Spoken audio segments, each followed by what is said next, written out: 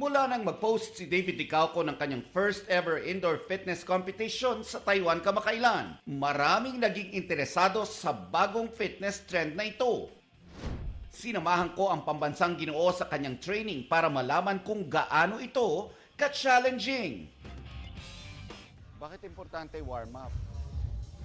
Para di ka ma-injured. Hindi pumayag si David na kwento lang. Dapat may immersion din daw ako. Yan, o, isa pa. 5 reps. Yes! Nakasabay pa namin sa training si Sparkle star Vince Maristella.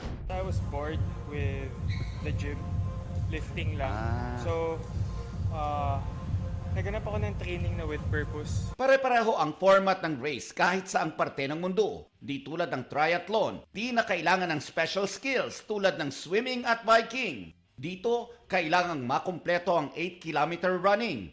At may 8 workout stations na kailangang daanan. Kabilang na dito ang lunges na may hawak na pabigat. Meron ding burpees with broad jumps. Ang pagtulak ng sled na may weights. Challenging din ang sled pulling. Lalo na kung may kasamang intriga. Sino iniisip mo? Wow!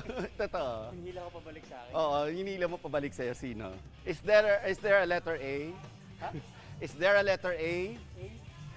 Mahirap din ang ski erg at rowing. At ang pinaka-challenging kay David, ang wall balls. No age limit daw ito. Pero dapat kumonsulta muna sa doktor para siguradong safe kung magsisimula na nito. Mahirap naman talaga siya. Challenging naman talaga siya. Hindi siya yung parang usual na weights, buhat-buhat.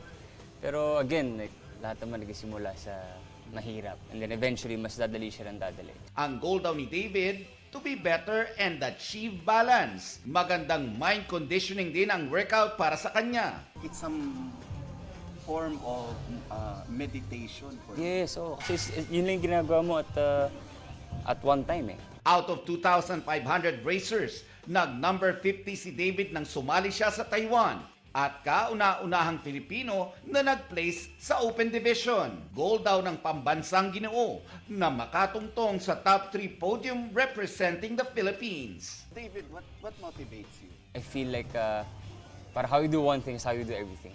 Sa business, sa pag-aarte, para medyo chill lang ako. So parang gusto ko na sa lahat ng aspeto ng buhay ko, na-challenge ako. May chine-chase pa rin ako.